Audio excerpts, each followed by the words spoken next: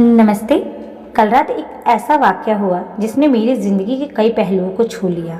करीब 7 बजे होंगे, शाम को मोबाइल बजा। उठाया तो उधर से रोने की आवाज़। मैंने शांत कराया और पूछा कि भाभी जी, आखिर हुआ क्या? उधर से आवाज़ आई, आप कहाँ हैं और कितनी देर में आ सकते हैं? मैंने कहा, आप परेशानी बताइए। और भाई साहब कहाँ हैं? माताजी किधर हैं?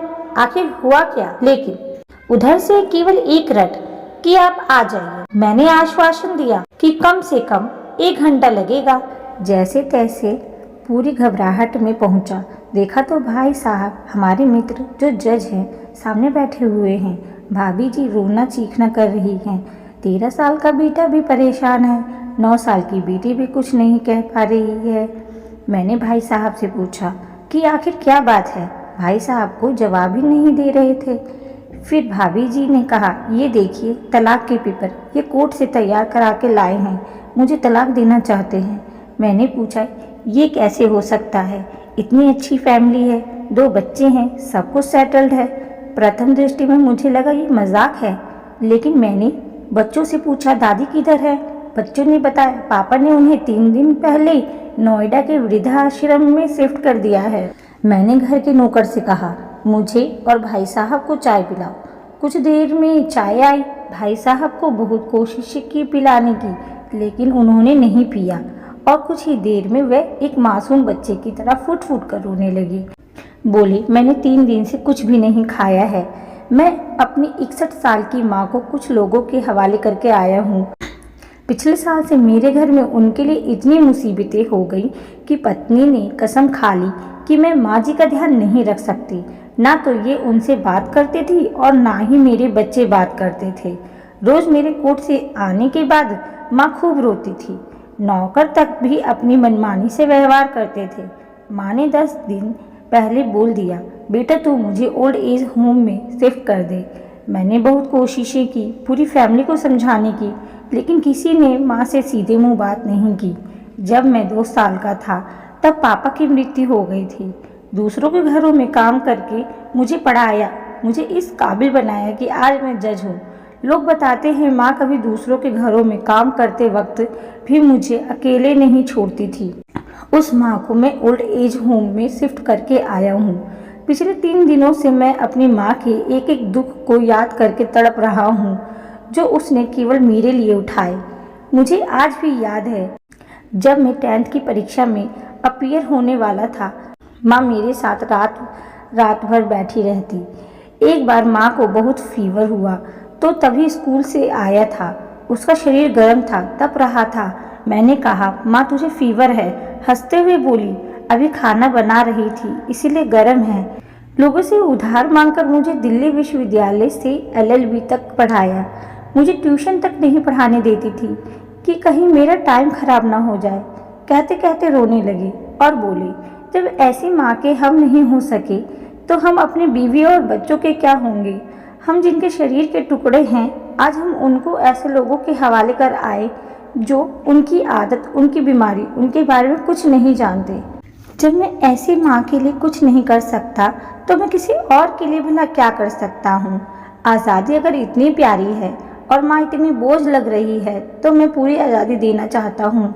जब मैं बिना बाप के पल गया तो ये बच्चे भी पल जाएंगे, इसलिए मैं तलाक देना चाहता हूँ।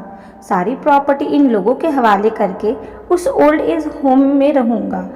कम से कम मैं माँ के साथ रह तो सकता हूँ।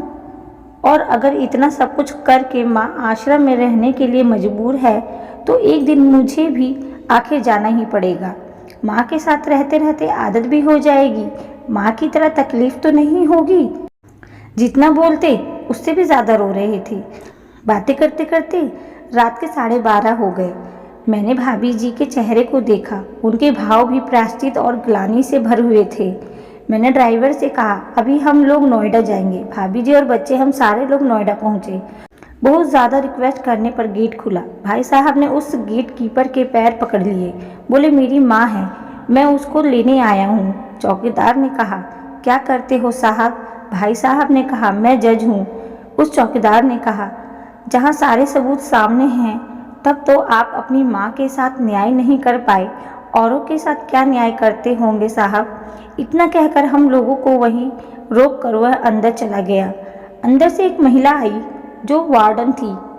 उसने बड़े कातर शब्दों में कहा, 2 बजे रात को आप लोग ले जाके कहीं मार दें तो मैं अपने ईश्वर को क्या जवाब दूंगी।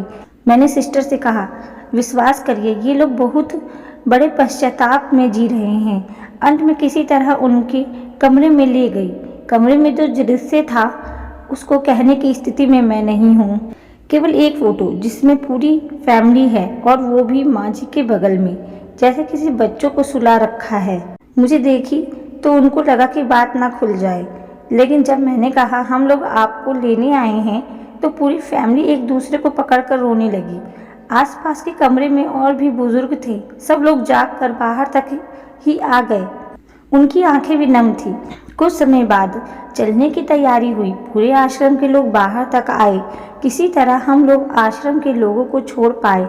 सब लोग इस आश्रम से देख रहे थे कि शायद उनको भी कोई लेने आए। रास्ते भर बच्चे और भाभी जी तो शांत रहे, लेकिन भाई साहब और माता जी एक दूसरे की भावनाओं को अपने पुराने रिश्ते पर बिठा रहे थे। घर आते आते करीब 3:45 हो गया। भाभी जी भी अपनी खुशी की चाबी कहाँ है समझ गई थी। मैं भी चल दिया, लेकिन रास्ते भर वो सारी बातें और दृश्य घूमते रहे। माँ केवल माँ है, उसको मरने से पहले ना मारे।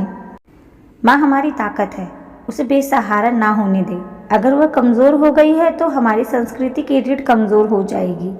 बिना रीढ़ का समाज कैसा होता है, किसी से छुपा नहीं। अगर माँ की आंख से आंसू गिर गए तो ये कर्ज कई जन्मों तक रहेगा। यकीन मानना, सब होगा तुम्हारे पास, पर सुकून नहीं होगा। सुकून सिर्फ माँ के आंचल में होता है। उस आंचल को बिखरने मत देना। आपको ये कहानी कैसी लगी प्लीज़ कमेंट करके ज़रूर बताएं। हमारे चैनल को सब्सक्राइब करें। कहानी सुनने के लिए धन्यवाद।